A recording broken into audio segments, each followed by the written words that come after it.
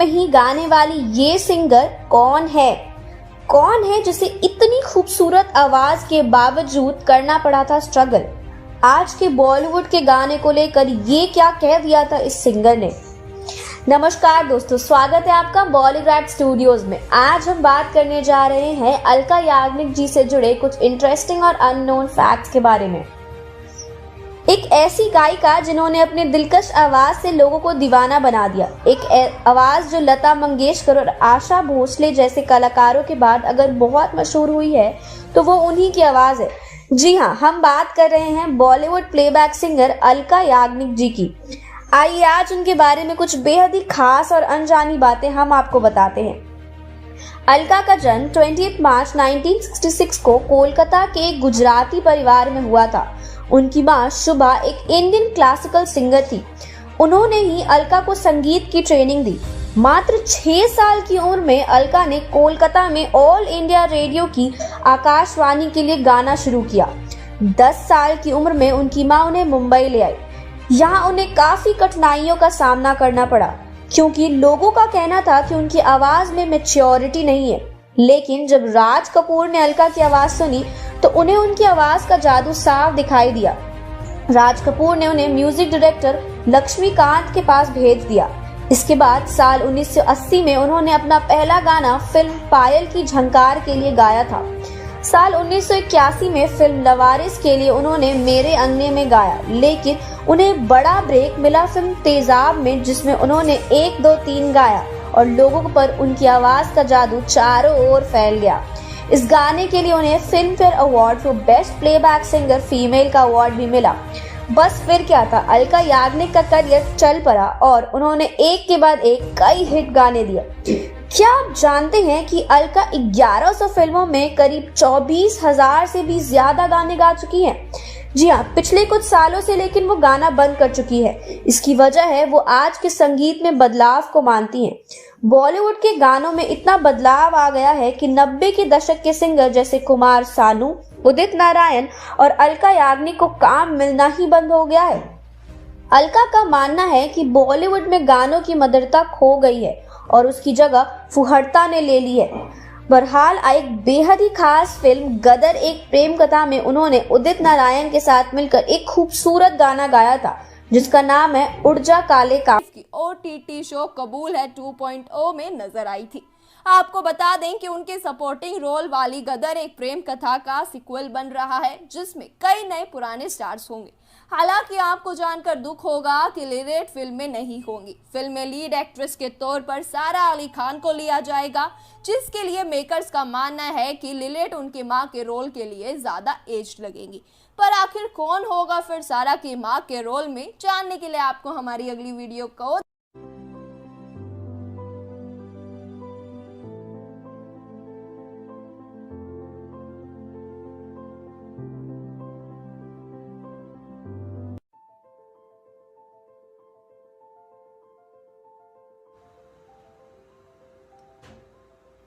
क्या तारा सिंह के रोल के लिए चुना गया था गोविंदा को?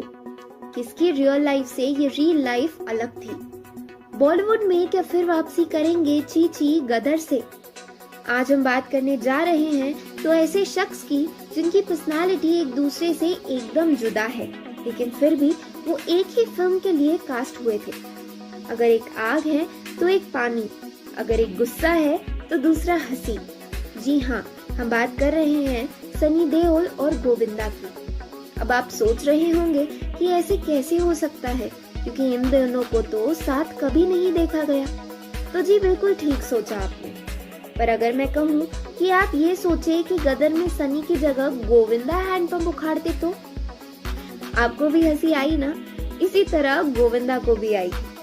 गदर एक प्रेम कथा के लिए सबसे पहले गोविंदा को तारा सिंह के किरदार के लिए कास्ट किया गया था, जो बाद में सनी देओल ने किया। आपको बता दें कि बॉलीवुड के सुपरस्टार गोविंदा अब फिल्मों में भले ही ना नजर आते हैं, लेकिन एक वक्त ऐसा था जब पूरे बॉलीवुड पर उनका ही राज था। 80s 90s के दशक में गोविंदा ने एक से बढ़कर एक फिल्में की थी जो सुपर हिट होती थी। यहाँ तक कि एक वक्त ऐसा भी था जब ये कहा जाने लगा था कि अगर गोविंदा फिल्में नहीं करेंगे तो फिल्म इंडस्ट्री बंद हो जाएगी। हालांकि अपने करियर के पीक पर गोविंदा ने भी बहुत सी फिल्मों को रिजेक्ट कर दिया था।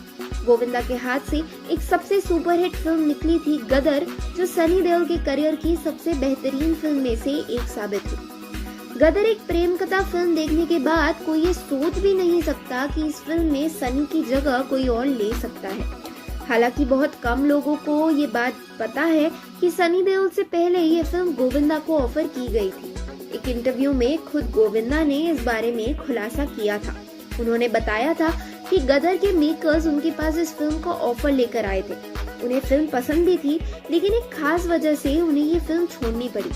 गोविंदा ने बताया था कि इस फिल्म में तारा सिंह का जो रोल दिखाया गया था, उसके लिए वो खुद को उतना फिट नहीं मानते थे। ऐसे में उन्हें लगा कि ये रोल उनकी इमेज से बिल्कुल भी मेल नहीं खाता और वो इस रोल के साथ न्याय नहीं कर पाएंगे। यही वजह थी कि फिल्म की कहानी पसंद होते हुए भी गोविंदा ने ये फिल्म ठुकरा दी और सनी की किस्मत में एक सुपरहिट फिल्म आ गई। सनी देओल ने फिल्म में सिख तारा सिंह का रोल निभाया था, जिसे एक पाकिस्तानी लड़की सकीना से प्यार हो जाता है। हिंदुस्तान और पाकिस्तान के बंटवारे के दौरान उपजी ये प्रेम कहानी किस कोहराम से गुजरते हुए अंजाम पाती है, वो इस फिल्म में दिखाया गया था। इस फिल्म ने बॉक्स ऑफिस पर जबरदस्त कमाई की थी। अब एक बार फिर गदर के मेकर्स ने इसका सीक्वल बनाने की ठान ली है। हो सकता है वो एक बार फिर गोविंदा को इस फिल्म में लाने की कोशिश करें। आपको क्या लगता है, क्या आप तारा सिंह की जगह किसी और को दे पाएंगे? क्या गोविंदा इस रोल को करने के लिए दोबारा मना करेंगे? आपके जवाब हमें कमेंट्स। सन 1947 बंटवारा दो मुल्कों का। कहते हैं कि हर बंटवारा अपने पीछे कुछ विवादों को छोड़ आता है। ऐसे ही कुछ विवाद भारत पाक बंटवारे के पीछे भी छूट गए।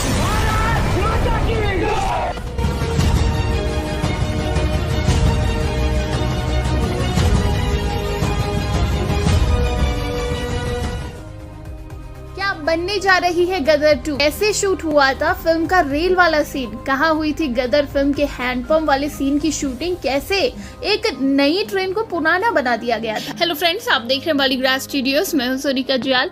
बॉलीवुड अभिनेता सनी देओल की गदर एक प्रेम कथा तो सबको याद होगी, मतलब कोई नहीं होगा जिसने ये फिल्म नहीं देखी होगी। मूवी में एक पुरानी ट्रेन और उसमें भरे हुए लोग, मतलब कि ये जो सीन था झंझोर वाले देना सीन था। और लेकिन क्या आप जानते हैं कि ये सब कैसे पॉसिबल हुआ? इसको एक आर्ट डायरेक्टर ने अपनी क्रिएटिविटी करके पॉसिबल कर दिखाया। ये थे Bollywood art director Sanjay S Dabhade. ये कैसे पॉसिबल हुआ उन्होंने बताया। आर्ट डायरेक्टर होने के साथ साथ वेडिंग सेट भी डिजाइन कर डालते थे। लक्ष्मी निवास मित्तल के बच्चों की शादी में उन्होंने अपनी दमदार क्रिएटिविटी दिखाई। गदर के ट्रेन वाले सीन के बारे में संजय कहते हैं कि वो हमारे लिए बहुत बड़ा चैलेंज था, क्योंकि हमें अमृतसर के एक वास्तविक रेलवे स्टेशन को ही मूवी में दिखाना था, लेकिन पुराने रूप में, क्योंकि ये रेलवे स्टेशन आज भी बहुत पुराना है और हमने उसी को चुना और एक नई ट्रेन में पुराने डिब्बे लगाकर उस पर मिट्टी के रंग का कलर कर दिया। इससे ट्रेन पुरानी दिखाई देने लगी और इसमें लोगों को भरकर वाला सीन पूरा किया गया, जो कि गदर मूवी की जान बन गई। इसमें चैलेंज भी था, क्योंकि हमें ट्रेन 4 घंटे के लिए दी जाती थी। ऐसे में इतने कम समय में वो सीन पूरा कर पाना बहुत बड़ा चैलेंज था, लेकिन क्रिएटिविटी ने ये सब आसान कर दिखाया। साथ ही आपको बता दें, बॉलीवुड अभिनेता सनी देओल की फिल्म गदर एक प्रेम कथा 2001 में रिलीज हुई थी और उसने कमाई के सारे रिकॉर्ड तोड़ डाले थे। लेकिन आज हम बताते हैं कि वो हैंडपंप वाला सीन कहाँ शूट किया गया था। जब सनी देओल याद करते हैं हम सनी देओल को, तो ये हैंडपंप उखाड़ने वाला सीन जरूर याद आता है। बॉलीवुड अभिनेता सनी देओल की फिल्म गदर एक प्रेम कथा ब्लॉकबस्टर फिल्म थी। सनी देओल के करियर की सबसे ज्यादा कमाई करने वाली फिल्म, पहले नंबर पर बन गई थी। लेकिन ये जो फिल्म थी, हैंडपंप वाला जो सीन था, वो भारत के मैसूर राज्य में फिल्माया गया था और बहुत ही बेहतरीन ये सीन था दोस्तों। सनी देओल के इस अंदाज को सबने बहुत ज़्यादा पसंद किया। गदर फिल्म में हैंडपंप उखाड़ने वाला सीन दर्शकों का सबसे लोकप्रिय सीन है। वहीं इस फिल्म में सनी देओल के अलावा अमरीश पुरी, अमीषा पटेल के अभिनय को भी काफ़ी पसंद किया गया। 18 साल के बाद भी गदर एक प्रेम कथा का जो डायलॉग्स हैं, जो कहानी है, वो आज भी लोगों के दिलों को उतना ही छूती है। वैसे अगर आप गदर के के सीक्वल का इंतजार कर रहे हैं तो आप तैयार हो जाइए, क्योंकि एक लव स्टोरी फिर से लेकर आने वाले हैं जो कि विभाजन से जुड़ी हुई है और साथ ही ये गदर 2 की कहानी है। लेकिन विभाजन के बाद इस लव स्टोरी पर क्या प्रभाव पड़ा, विभाजन में वो साथ तो है लेकिन कैसे उनके परिवार और समाज ने उनको अलग कर देने का प्रयास किया, ये सब दिखाया जाएगा। लेकिन इस बार समान धर्म होने वाले हैं। उस वक्त ऐसा था, एक हिंदू थी एक मुसलमान थे, और इस बार ऐसा कुछ नहीं होने वाला। गदर 2 में एक धर्म के अंदर जमा अनेक धर्मों की काई पर ध्यान दिया जाने वाला है। तो आप कितने एक्साइटेड है गदर 2 के लिए, हमें नीचे सेक्शन में जरूर बताइएगा। और इसी तरह की दूसरे अपडेट्स के लिए सब्सक्राइब करिएगा हमारे। सन 1947 बंटवारा 2 मुल्कों का।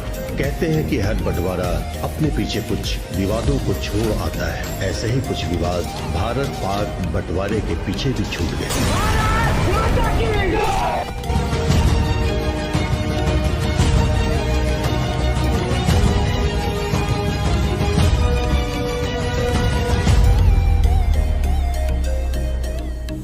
किसका सीन काट दिया गया था फिल्म गदर से? गदर 2 के आने की जानकारी किसने और कैसे दी? फिल्म गदर किसमें हुई थी वरदान साबित, में जरूर बताना। हम फिर मिलेंगे एक नई वीडियो के साथ, तब तक देखते रहें बॉलीग्राड स्टूडियोज।